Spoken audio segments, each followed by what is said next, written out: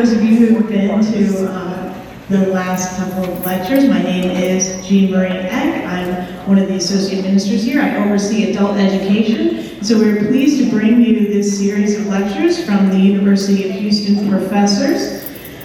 If anybody is here for the first time, happen to come into this lecture, or somebody brought you as a guest, we hope that you'll pick up one of our Welcome to Unity packets out in the lobby. It tells you more about our church, and we hope that you'll come back for one of our services. This is the third lecture in the series of 4 lectures, of course. We have one more coming up a week from today, 2 weeks from today, excuse me. Come next week, nobody will be here. 2 weeks, it's August 6th, it's Sexuality and the Bible with Dr. Whitney Cox. And so today, I'm truly honored to introduce to you, again, if you were here before, Reverend Thich Hang Dat, who will be presenting Introduction to Mindfulness. So I'll tell you a little about him. If you'll take this time now to silence your cell phones, that would be wonderful. And also, we will have a break. At 1:45, we'll have a 10-minute break. We're scheduled to go until 3 p.m., so if you need to use the restroom during the program, the restrooms are out in the lobby. So now about our special guest this afternoon. Reverend Thich Hang Dat obtained a PhD degree in religious studies at the University of the West in California. He currently is teaching Buddhism, comparative studies of Buddhism and Christianity, and meditation at the University of Houston, Indiana University Southeast, and Indiana University, Purdue University, Columbus. So let's give a warm unity welcome today to our presenter, Reverend Thich Hang Dat.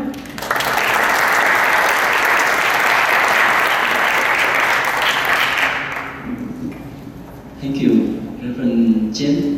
How can you spell your name? Chimori, thank you.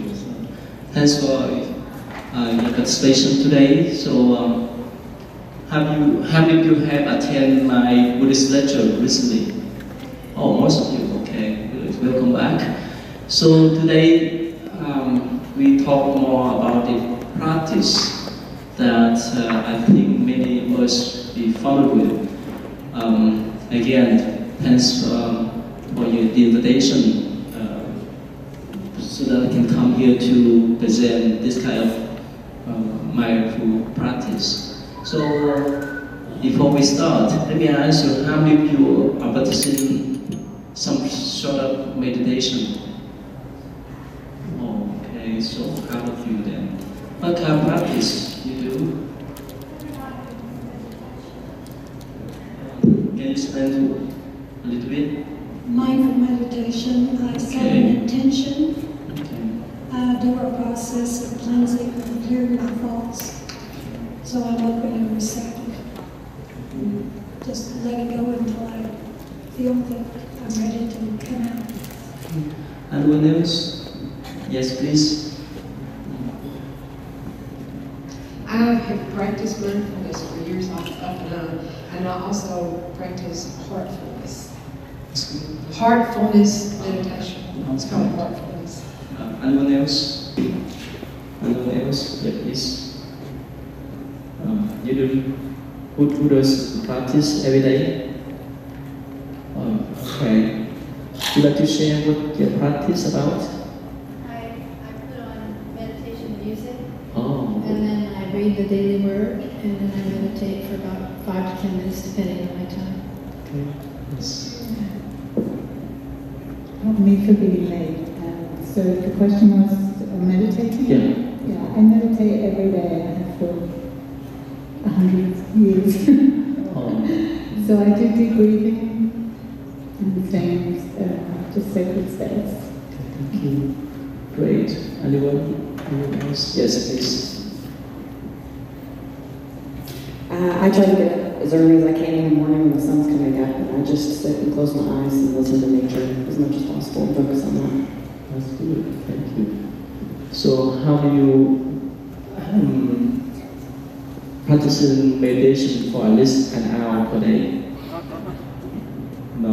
Oh, really? Oh, right. Can you share with us? How can you handle that Well, I've taken some courses of Vipassana meditation, And they give you this kind of practice in 10 days. 10 days in silence, Yes. complete silence, right? So it breaks the barrier to do it, and you sort of practice that. So I try to maintain that.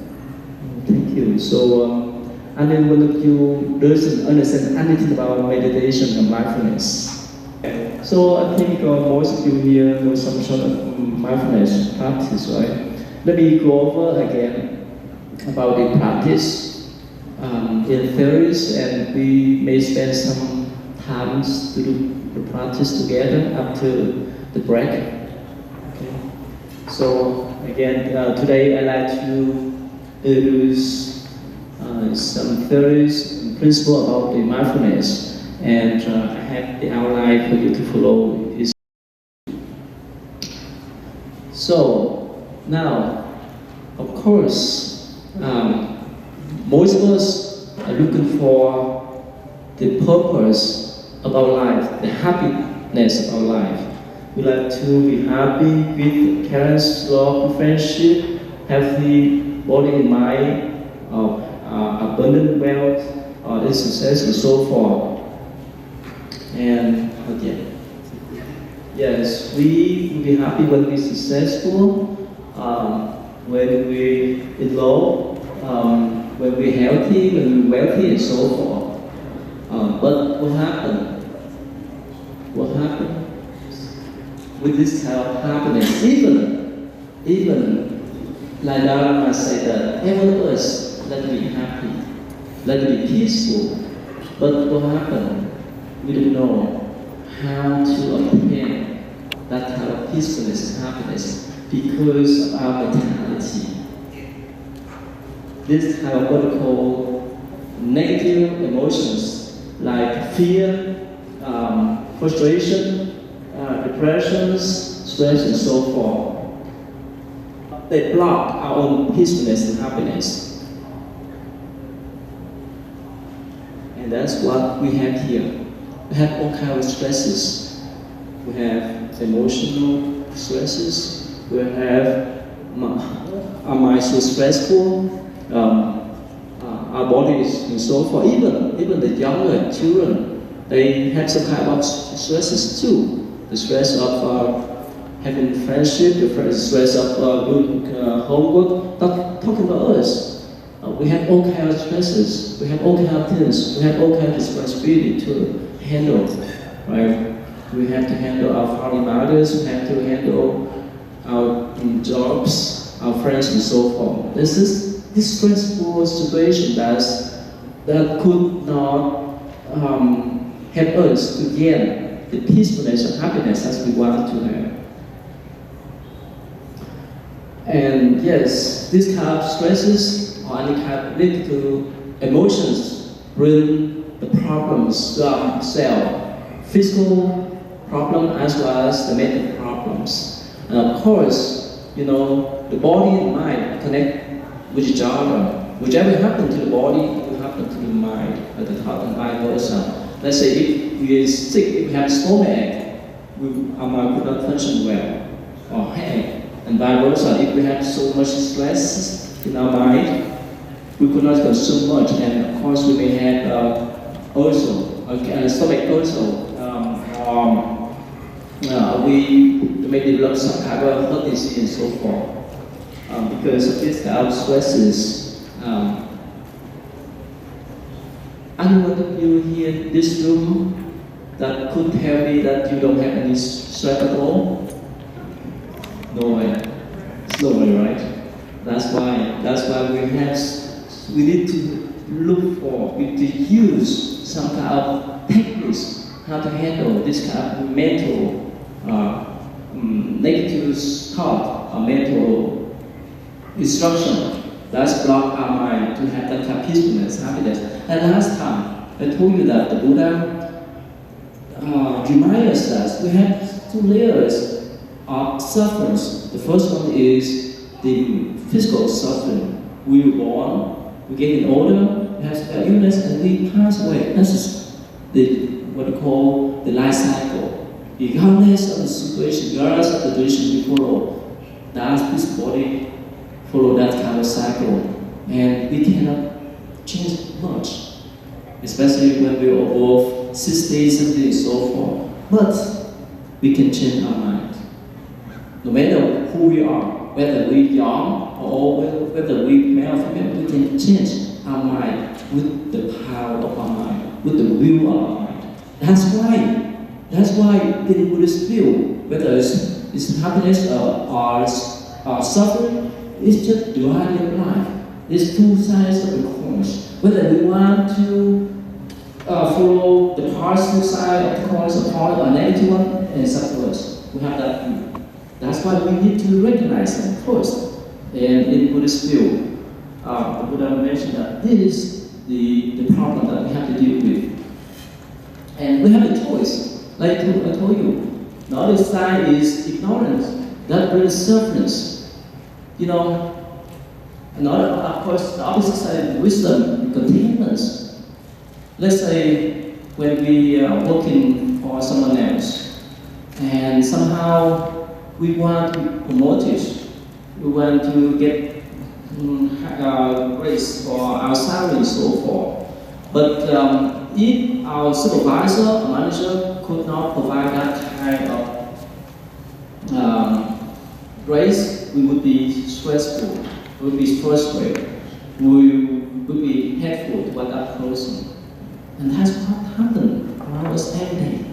That's what raise the problem ourselves. That's why we need to have some tools to maintain that type of stability in our mind, to go over or transform that type of suffering and ignorance in our mind.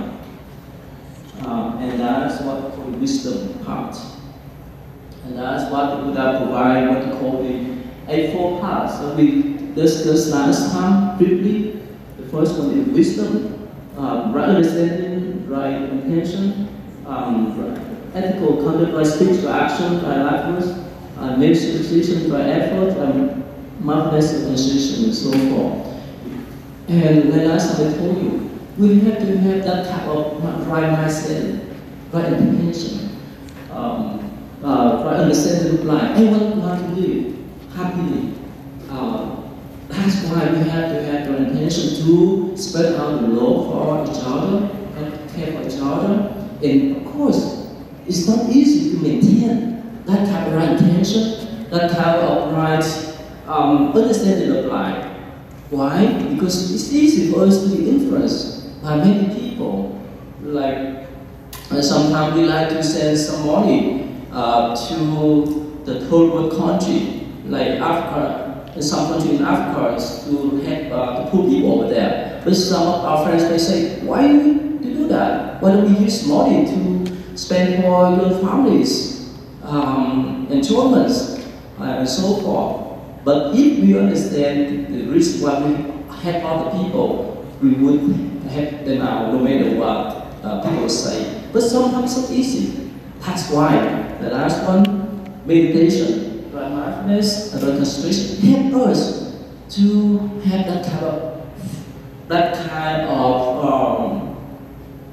determination to help other people in our path. And in Buddhist meditation, what we call the first one is right concentration and right mindfulness. In order, what we call the second word, the vipassana, this is my right mindfulness. Samatha is right concentration.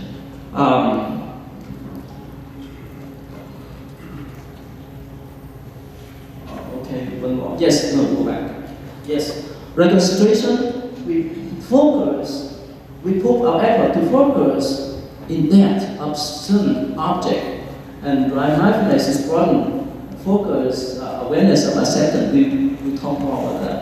Like when you're drinking water, if you just focus on drinking water, that's called concentration. When you're driving, you really focus on your driving, that's right, that's called concentration, right concentration. But when you listen to me carefully and mindfully, and when it's turn for others to ask the question, we listen to them, so that's right mindfulness. Mindfulness is a series of concentrations. And why? When we need that kind of right mindfulness or right concentration, Why is that? Because am I so scattered?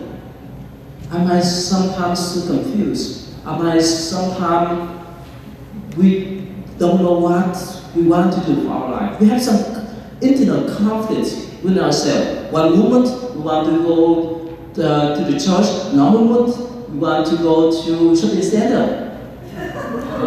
That's conflict there, especially on the Sunday, right?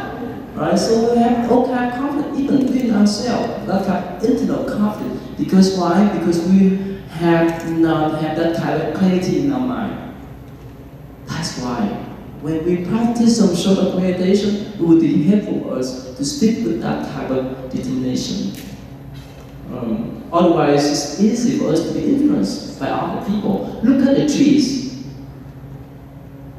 If there's a big trees, have big trunks and deep roots, the tree would not be fallen down because of the winds.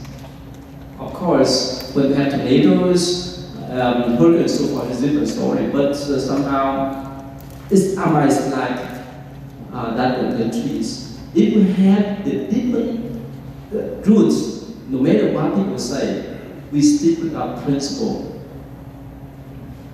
So that's why, in order to be leaders, I think most of you here are working people and you have some position in your community and so forth. In order to be a good leader, you have to be firm, to be determined, to have self-confidence, whatever you're doing. That's when you have to have the bigger roots to stick with your principle. And in meditation is one of the ways how to build up that type of self-confidence in ourselves. And now, how much meditation can help automatic pilot? What's mean? Most of the time, we do because of habitual patterns. Remember, sometimes when we want to do something, but somehow because of our habitual pattern, we go the same way. Even me too. I remember a few years ago, one day, when I was in Indiana, I was supposed to go to the east, from Cordon of India to east, to Louisville, the east part of Cordon, Indiana. But somehow somehow on that day, I had the appointment lecture to go to the west. That's where this high school student that wait for me to give a lecture about Buddhism. Somehow when I got to the essence, somehow I got to the east instead of the west. Because what? We get what called automatic pilots. We program in our mind in certain habitual patterns. We get used to that. Only when we have some kind of intention to change, we can go. But otherwise, it's easy for us to go to that type of automatic pilot. Imagine that when you go to Asia, Europe, you look for KFC, you look for McDonald's. That's the food that you get used to that, right? We get used to that kind of habitual pattern to consume that kind of food. Of course, sometimes we have the mindful thought to consume some kind of European or Asian food, but we get used to the food that we eat in here. That's what we call autopilot. But in mindfulness or meditation, it will help us to live as a person.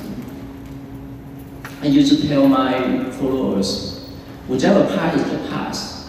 Most of the times, if you have some problems with our spouse, especially our spouse, our husband and wife, and what happened now, we would bring back all the bad stuff in the past. Is that right? We don't live the present moment that we have to deal with whichever problem here, instead of adding more layers of suffering or conflict by bringing all the bad stuff, all the garbage that we need to dump out there. So that's why we need to live with the present moment. And doing good, that we have to be here and now. And instead of paying too much to the past and future, we know that past is the past. we cannot get back. And future, we have not come up yet. We would not get to the future yet. Many of us regret the past. You know, as this month, I did so many times the funeral service for the dead people, and I have heard many people they say, "Oh, I'm sorry. If I can go back, if I can do this and that, sorry, it's too late." That's right. That's why we need to live the present moment. The moment that I'm speaking, that's the present moment. The moment that I have done my speaking, that's the past. The moment that I'm going to speak, that's the future. The past, present, and future is come together, but the present moment is more precious. We have done the past. Of course, we regret something we have done wrongly, and we learn the lesson in the past. But we cannot live back in the past. And what happens in the future? So, many of us, we look for the great future. I want to be this and that and so forth. What happens? Sometimes we get lost because we have so much ambition, we have so much wishes that we could not accomplish. That's why we stress out. When we think about what we blame someone, let's say our enemy in the past, whenever we think about that person, the person who scores us, the person who harms us, obstructs us, and so forth, we're so angry about that person. But that first happened in the past already. Makes sense? And when we think about that person in the future, if I see that person again, I will try to take revenge and so forth. We forget the present moment. You understand that? Alright, so that's why in meditation, one of the important approach that we have to have is to live in the present moment. Not to claim back the past, or not to look too much to the future. Of course, we plan. We plan for our school work, appointment to see doctors sometime next week and so forth. But it's within our reach. But if we say, "Oh, that's 10 years, 20 years from now, I would be this and that," is unrealistic way of thinking. So that's why we need to think about, recognize the present moment. And we talk more about that. The judgment, criticism, instead of compassion. That's why the Buddha mentioned about intention. Everyone wants to be loved. Everyone wants to be cared. We need to spread out that type of loving kindness, compassion toward other people. The next one, avoidance. Okay, please go back. Avoidance. Most of the time, if we plan someone as our enemies, we would try to avoid that person. Even if we could not solve the problems, we could avoid or run away the problems. For example, when you walk in for in your companies and you have all kind of problems with your boss or your manager, supervisor, and when you get back from work, you go to turn on TV or go to YouTube to watch a movie and so forth. Of course, that's just temporary relief. It changes our mind setting. But when in the morning, next morning, when you go back to your shop, to your company, you have to deal with that past person again. You could not avoid that. So that's why in mindfulness practice, it's better for us to not confront, but face with reality instead of running away and avoiding them. Okay. Now, this is the thing I just want to explain briefly, and of course, most of you know that. So meditation can relieve suffering and stress mentally. We have that ability. The younger one, the older one, the female, male, whatever we can have the ability to change our mind if we have the will. And here, meditation can help us to develop the focus concentration to stabilize our mind. Why? Because our mind is so confused, our mind is so frustrated. One moment we want this, another one that. That's why we so confused. That's why we need to have some tools to stabilize. That's why remember last time I draw the pendulum. This one is attachment, anger. It's just, in general, whichever thing we attach to, we have that type of stressful situation. Remember, I don't know how many of you have these children who are in the teen age now.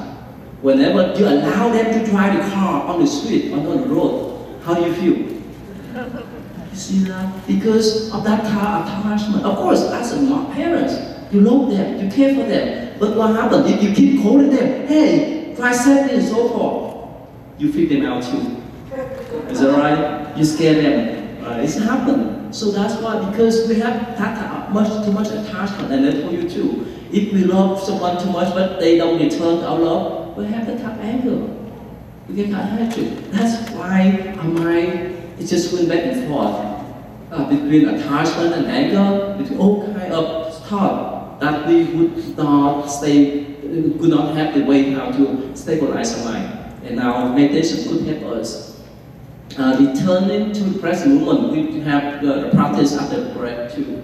Cultivating positive emotion and mind state. In Western psychology, it talks about positive mind. For example, when we deal with a depressed person, a psychologist may advise that class, you need to think about positive way of life instead of thinking about, oh, I could not do anything, and it's hopeless and so forth. So that scholarship try to encourage that person to think in a positive way of life. Oh, when you step out, there's all kind of good people there. Remember, when you listen to the Donald Trump, right? Acceptance at the RNC, somehow I feel that he draws, I don't want to involve with politics, but in my feeling, he draws so much pessimistic view of life for our country. Of course, there's all kind of problems occur, but still, we have to see life in both ways, not in negative way of life. So that to see the whole expression, so that we can see or recognize the whole expression of life instead of clinging in one particular angles, especially the negative one. Alright, allowance, presence, list, we talk about that. Penetrate experience with insight, become aware of inner experience. Most of the time, we look for the external successful, like our wealth, our relationship and so forth. But most of the time, we feel insecure within our mind. Because let's say even we are more successful in doing business, but we be concerned our competitors may ruin our business. And even when we have some kind of relationship, we may have some doubt with our friends and so forth. So that's why somehow when we do meditation, we look within ourselves. And last time when I talked with Reverend Jenny, we talked more about what we call Buddha nature with nature. If we recognize us, we have that kind of nature with ourselves. We have that kind of self-confidence that we can develop ourselves in a full way instead of depending upon our wealth and other people to comment whether you're good or bad, whether you're handsome and so forth. We have to know ourselves is better than others. We will talk more. Become aware of internal strength and its confusions. Even now, when you sit in here, you have all kind of internal strength. You may wonder what I'm talking about. Of course, you may recognize as I explained the thing that you have learned before and so forth. That's called internal strength. That we can not ingredient, but we can transform them while we do meditations. We can change. That's why we can change the script of our internal script see beyond our internal script to who you really are. Free yourself from that internal script. Most of the time, the Buddha say that we like, not really, but sometimes we like people who have mental problems. While we sit there, we have all kind of thought. We have that kind of internal dialogue, internal conversation. And when someone come up and talk with us some things, somehow we get lost. That's why meditation could help us to let this type of internal script go so that it can be free from them. Yeah, okay. And here, this is the screen is so big. And sense-based reason start to meditation today. Can you reduce this? And up to now, they estimated about 30 million people doing meditation. Of course, meditation is not the privilege for Buddhist people, but for everyone. The Buddha provides the meditation practice for everyone to do.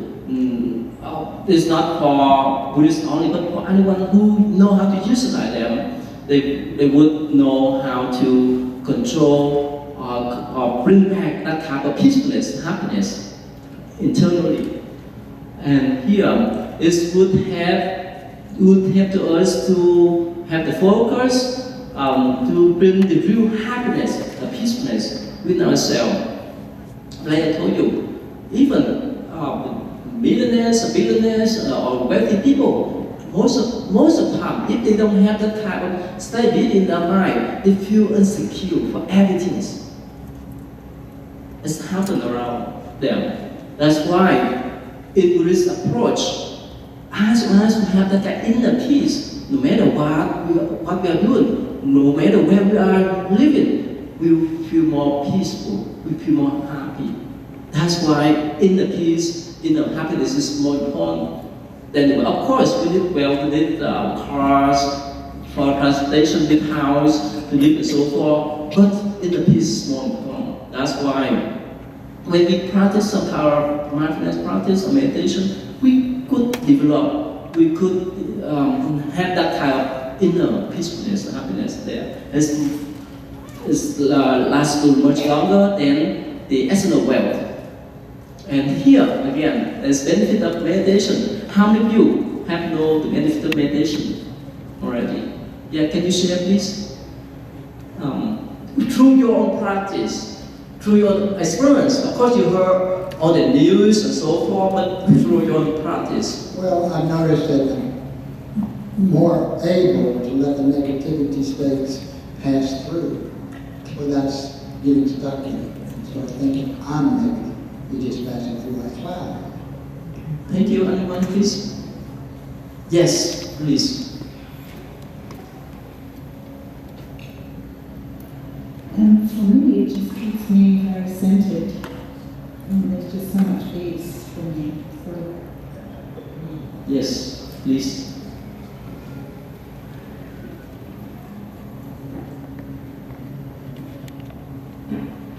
for me, it brings me back to, as the lady said, to the center, calms my mind, and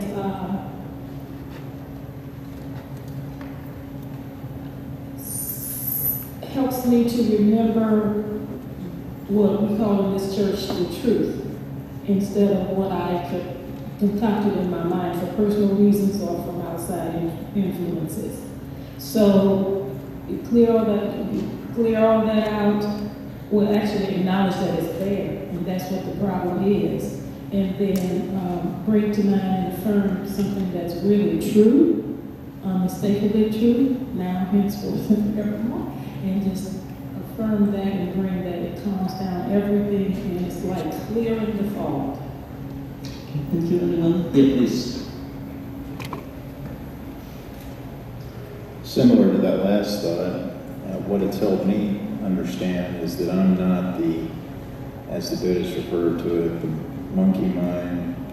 You've got the ego inside of you that's this inner roommate that takes both sides of dialogue and presents it to you without any sort of loyalty to you whatsoever. And learning how to externalize that as an inner roommate and not yourself, aligning your awareness with the observer inside, the fact that you can identify this ego mind having its conversations constantly means that it is not you, and you can observe along with the inner observer. Thank you. And more with your own experience, you recognize the benefits. Yeah, please. I've been meditating since I was about 12 years old. Oh, yeah. But one of the best things that happened to me is when I was going through a major depression, the meditation helped me get through that and see that I really wanted to live and live abundantly. And so it helped me to change my thoughts and to look to the truth of who I am. Yes, thank you. Anyone else? Anyone? Yes, please.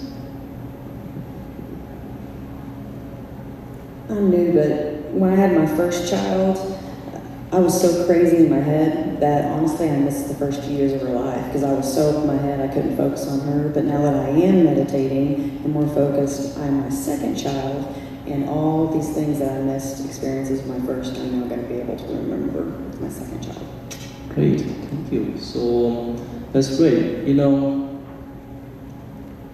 meditation, a mindful practice is so different from some kind of lofty principle of philosophy. Why? Because it requires practice. No matter what I say today, no matter what you understand today, without meditation, without sitting down, you wouldn't have that kind of experience with yourself. Probably it's waste of time. Tell you frankly, I used to tell my mindfulness students that yes, the way I explain to you the principle, the philosophy behind the practice, I can provide for you the path. And whether you go or not, it's up to you. If you don't go with your own practice, waste your times. Alright, so let me go back again. So I think let's review the benefits of meditation and now study that meditation strengthens the brains. The UCLA suggests that meditation for years thicken the brain in a good way and strengthen connection between the brain cells. And here, before meditation, after meditation, you see that's our mind more cool. You know, now we have that kind of technology to scan our brain, to see the function of brains in different modes of life. That's why it's evident for us to recognize this type of benefit can bring this to our brains, as well as our mind. And here, the brain before and after 10-minute meditation, you see the heart. Before this stress, the heart is our brain so active, and after it's so cool down. And sorry, now a little bit. And they suggest that we can move down. No, it's too much. All right, here we start with better. That's active mind. Talking to people on cell phone, and when we do meditation, at first we relax our mind and tell us the state of meditation. And go to delta, this is REM, sleep state, and deeper, the dreamless state, state of mind. So as much as we do meditation, we tune in that type of state of mind. And we see all kind of benefits of meditation, improve focus, memories. Many people, and even especially young people, the college students too, they ask, have some kind of short memory. I said, don't worry, do meditation. This will be helpful for you. And keep the sense of purpose. When we have that type of confidence in our mind, when we have that clarity in our mind, we have the sense of purpose in our life, improve our look on life. When we could transform that kind of negative thoughts or negative emotions, of course, life's so beautiful.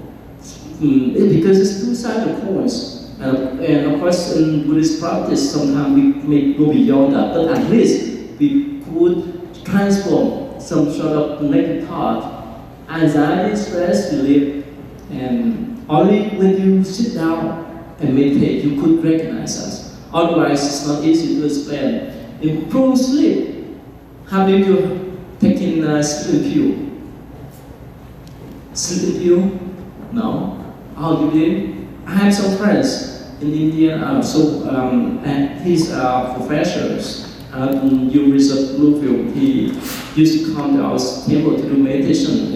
At first, he could not have problem. He could not sleep well, but because of his practice, eventually he could sleep well easily.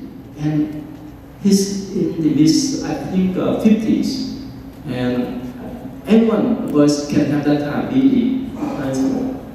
And with happiness, that's why the purpose of our life. We want to be happy. Enhance relationship. We will explain why. Why is enhance relationship? Reduce depression. When we're so depressed, we don't want to do anything. We even want to harm ourselves. But if we have that clarity in our mind, if we recognize the purpose of our mind, we could overcome the type of depressions. Strengthen the immune system. And it's only when you do the practice, when you sit down, you could recognize that the immune system can be increased with your practice. And in pain management. Let me give you one example. When you use a hammer to hit the nails, but somehow what happens if you're not mindful and somehow you hit your fingers. At that moment, if you do your mind on the fingers, it's more pain. But if you just pay attention on other things, maybe lesser. Is that right? So that's the mind. How we handle that? You recognize us? Right. Okay. Now, let me summarize the effects of mindful practice. Well, we may have lose weight. Our blood sugar may go down, the blood pressure will go down, improve our lipid profile, cortisol, we reduce inflammation of our joints and so forth, improve awareness, alertness, reduce the health stress, increase the brain size, brain matter. That's what we see. They have scanned our brain with the experienced meditators, increase the quality of our life, help us to concentrate, help us to learn more. We have better sleep quality, we have body awareness, reduce depression, even attrition too. Now, let me go back to talk about what knows about mindfulness. And of course, in my class, I have to tell my students this thing first, because anything that we deal with, sometimes we have some kind of misperception, misunderstanding about that. That's why we have to clarify things first. Let me go quickly about mindfulness. Meditation is not stay now. That's being, like daydreams, right? When you sit there, we have daydream, we think about this, that's not meditation. I remember one day when I flew back from Missouri to Louisville, I met a man on airplane, and of course we have first good conversation, and later on I asked him, do you do meditation? He said yes, and I asked him how. He said, after finishing my meditation, I wake up. He may have daydream, so he may fall asleep. That's not meditation. We know that. Alright, analyzing. When you sit there, you eat, you analyze your mind, you play around with your internal script. You bring more suffering for yourself. You bring more internal conflict in yourself. Try not to think. Many people say, oh, I cannot do anything. My mind is so crazy. I think I have all kinds of things. Think about it. And this happened to my friends, the professor from University of Louisville. He said that I can control my mind. Because his professor as well as a novelist, he write books every day. How come? And the more we think, the more internal script will pop up. It's not easy to control. And again, when the more you analyze yourself, again, the more internal script that may bring on yourself your own conflict. And on the other side, someone say, "Oh, can I block my mind?" What do you think? If my mind is thinking too much, can I block my mind? Can I? No way. Okay. You remember what you say? The more we resist, the more it persists, right? Is that still right? I forgot. Apologies. The more we persist, certain things, the more it persists. The more we try to block our mind, what happens? The more they come back. Remember, when you think about someone that gives you hard times, you try to block that person image, that person voice out your mind. What happens? It's have more tendency to go back, to come back. Is that right? So that's why it's not to block, not to think, and not to block. Thinking a happy thought. That is the way of what we call Western psychology. We try to think in a positive way, but again, sometimes positive, negative, it's two sides of the coin. Let's say, of course, when you go to the church, the pastor tell you that try to be compassionate to other people, try to forgive other people, mistakes and so forth. We try, but sometimes it's not easy. Is that right? It's not easy. Why? Because we could not know how to deal with that person, how to deal with that thought internally. We come back again. Okay. And visualization is one part of practice, but somehow even for me, depends on the situation. Like sometimes it's good for people to visualize something, especially if you're artist. But if you don't have that kind of artist skill, visualization may not work. Distraction, that's not distraction. We must fade it out too. Avoid it, I told you. We have to live here and now. Have to face reality. Positive thinking is similar thinking happy way. Prayer, what's different between doing the prayer and mindfulness practice? What's the difference? What's the difference? Yes? When I'm praying, I'm thinking. Okay, yes. You pray for God to bless you and so forth, right? But sometimes in our prayer, we can get some response, some miracles from our God, our Buddha and so forth, right? But it's just by chance. Randomly, is that right? But in meditation, it's different. If we could have the effort to sit down, we could have the kind of peacefulness and happiness within ourselves. But it's a bit different. When we pray, we ask for God and so forth to help us. But when we do meditation, we choose within our mind. We calm our mind. There is a practice. You don't need to be Buddhist to practice meditation. I have many friends, especially in Louisville, Kentucky. I have a Catholic priest. Almost every year, either he brings his followers to my tables to do meditations, or I go to his center to lead the meditation with them. And of course, now that he runs that center in Louisville, and that incorporate meditation as well as the religious practice in Catholic way of life, and so that's why so many people come to this center. Again, it's not religious practice at all. You don't need to follow Buddhism to practice meditation. That's just your own choice. That's all your own ways of life. So it's outward suggestion. Again, that's not. Relaxation is kind of relaxation, but it's just only once. It's only on the surface. It's just have that type of positive effect, that's all. But the essence of meditation is to drill deep down into your inner state of mind. A state of mind, not really a state of mind. That is the way of life. That is the way how you calm your mind, not the state of mind. The state of mind is like, oh, one moment we feel happy, another moment we feel sad, that's the state of mind. But meditation is how we stabilize our mind, how we calm our mind. Understand that? Okay. Oh, here. Meditation is science. And you see this harmonization, I think most of you have read articles and so forth about meditation, right? Meditation is a science. So for many millions of people have practiced.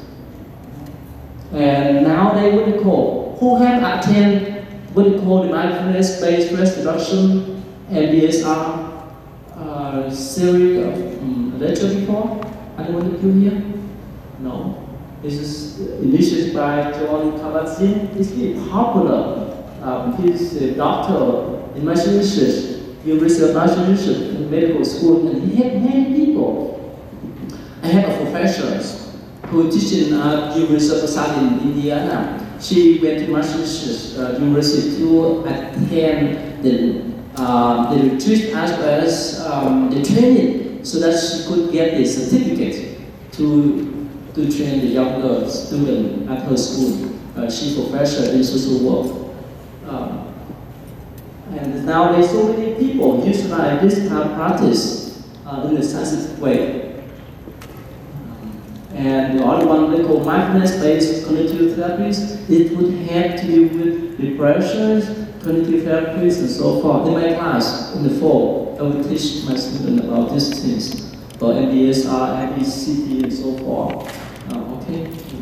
Yeah. Now, the other mindfulness approaches, compassionate mind training, acceptance, commitment therapies, meta-cognitive therapies, functional analysis therapy, and so forth. So these are the nowadays practice that people secularize the mindfulness practice has come from the Buddhist tradition as well as the Eastern tradition. We can skip this one. Now, what is the mindfulness meditation? Let me skip this one for a while. Let me ask you, what's the definition of mindfulness or meditation? Anyway, can you explain briefly what is the definition? What's the real meaning of meditation? Anyone you here? Yes, please.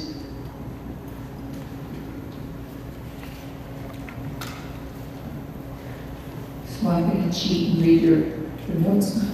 Yeah. Meditation is an experience of relaxing the body, quieting the mind, and awakening the spirit. Yeah, how about your explanation? How about your own experience, But your knowledge? for me, I just underscored quieting the mind. Why? Why do we need to quiet the mind? For all the benefits that you just listed. Yeah, you know, I got an email from a local pastor in Indiana, in Indiana. She came to our temple to do meditations, but I was not there. But you know, we're so busy. We know that we're so busy from morning to night.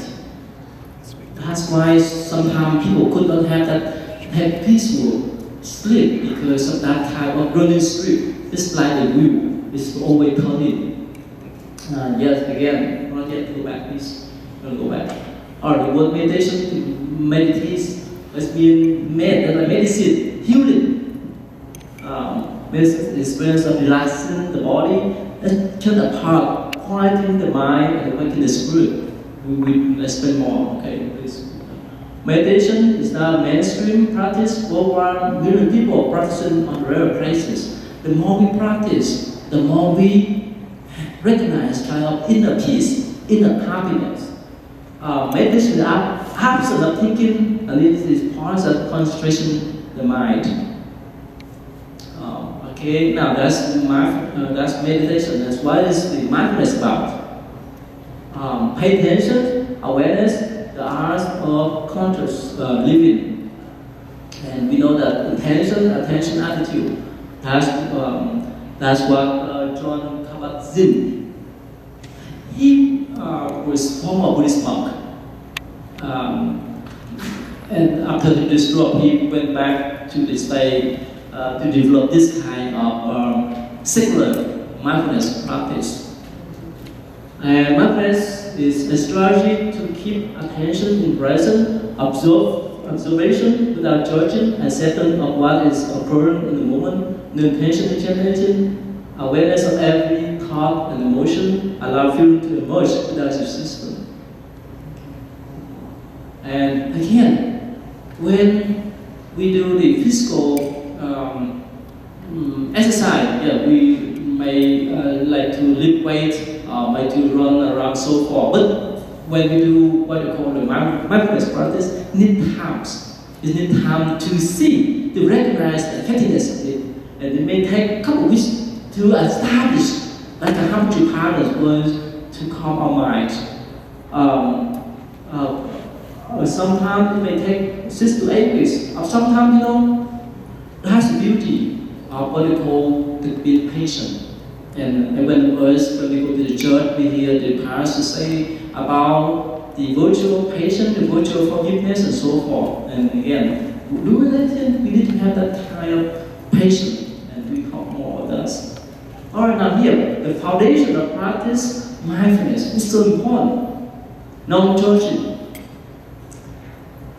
When we go downtown to Houston, we see someone walk around, right? We may judge a person, or that person wear this kind of clothes, drive this kind of car, and so forth. What happened? When we may have that kind of judgment, what happened if we have a judgment on other people?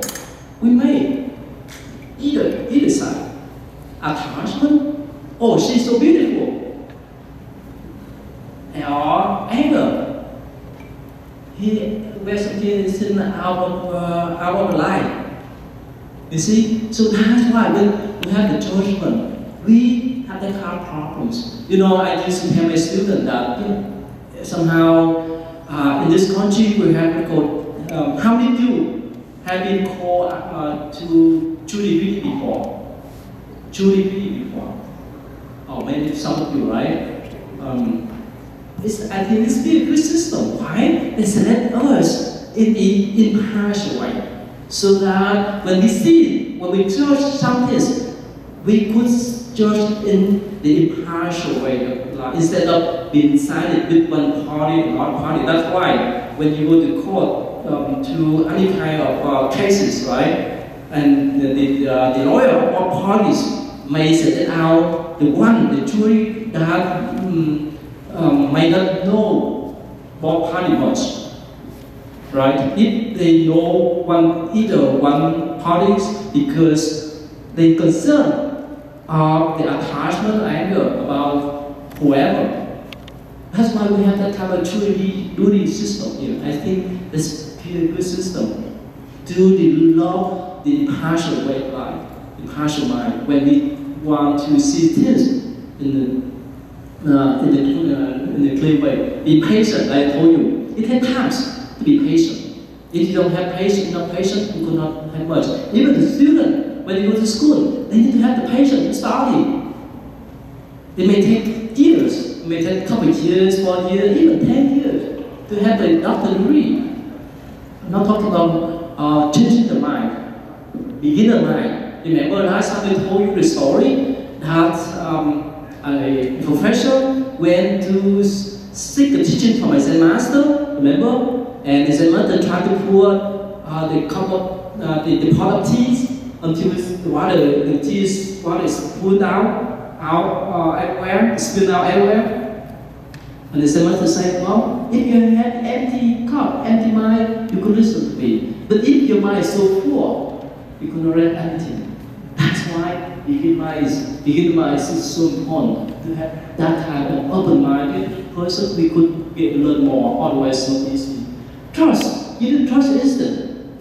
You need to trust that you have ability to control your mind, to transform your mind. If you don't trust yourself, you won't have that kind of patience. You won't make that kind of commitment to sit down.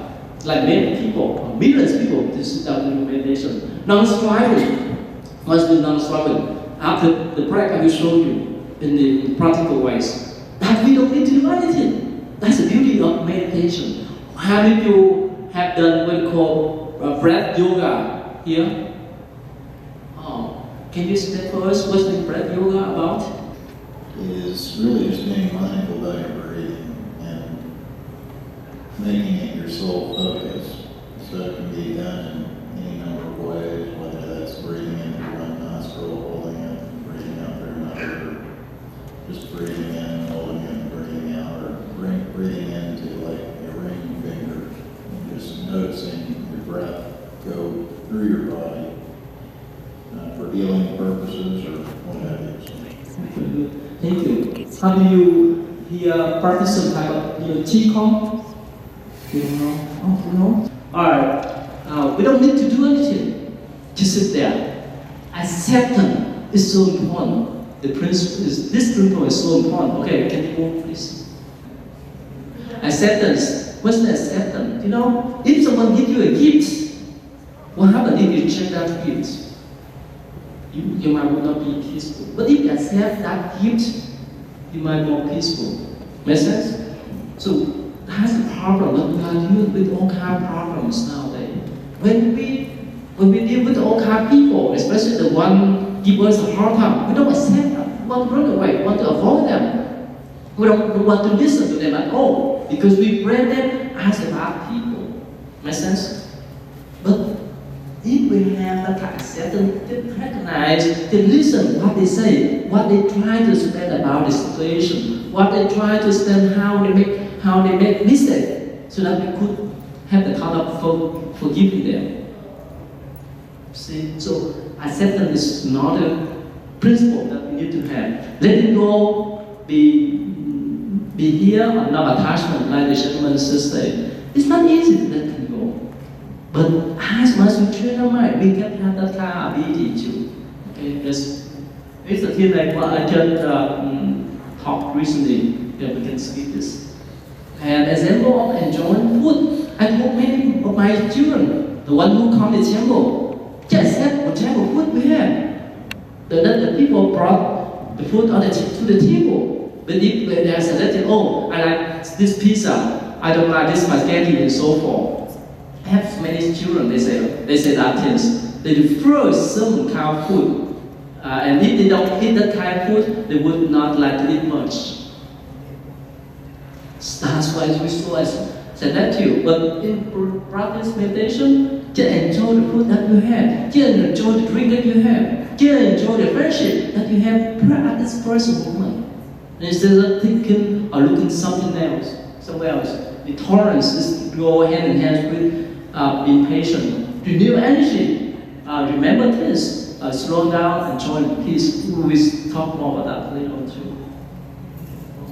Now, let me go back about the definition of mindfulness with meditation. Both of them have the common sense of focusing, awareness, present moment. The difference is meditation is protect environment, control process. When you do meditation, you sit down. Do some kind of, let's say while you're sitting in meditation, while you're walking, while you do body scan, that is called the meditation. But again, mindfulness can be done in any circumstances. While you wash the dishes, while you sweep the floor, while you send email to your friends, especially email. Remember, sometimes we are not mindful enough to send some email that you read, oh, I'm sorry, how could I say that to my friends? Especially if you have some good position in the companies and so forth, right? If you send the wrong email, it's may screw up everything, is that right? It sometimes happen. That's why for me, most of the time, it's, I refer to write back to my friends, whoever, one day after I receive the email. So that I have more time to think about the email, about that conversation, about that problems. Instead of being worried to send something, even sometimes because of our emotion, right? Because we're so in a hurry, we're so hatred, and we're so attached of something, we send that email and later on it's be wrong. Okay, mindfulness is a role. Skill needed, be present to each and every moment. Again, That's the difference between mindfulness and meditation. There's many practices of what we call mindfulness meditation. Sitting, walking, standing, body scan. Who have done body scan before?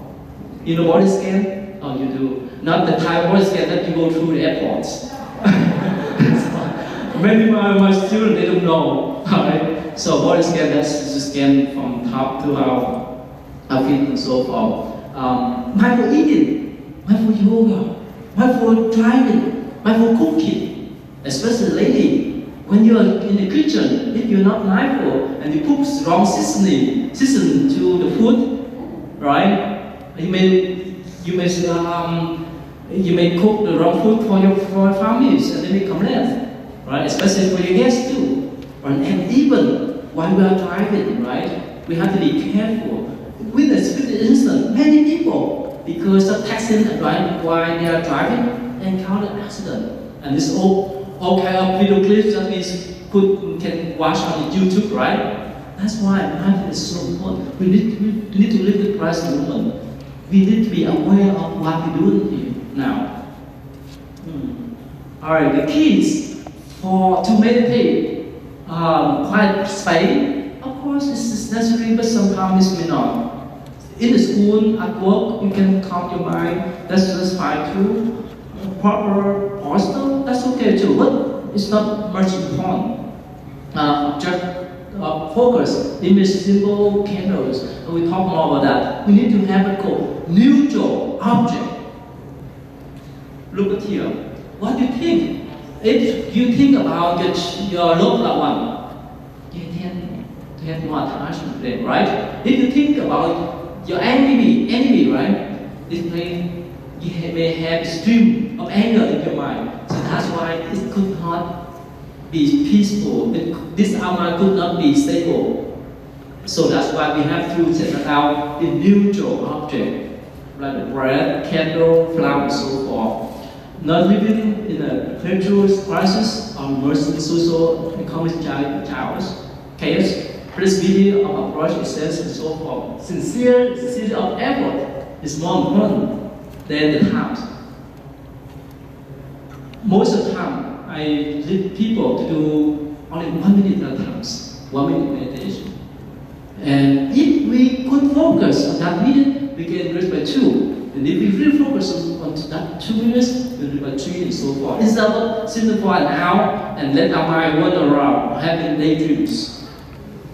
And mindfulness needs to be kind of neutral. We need to have that. We need to support that kind of practice and plus we have what we call positive attitude, not control.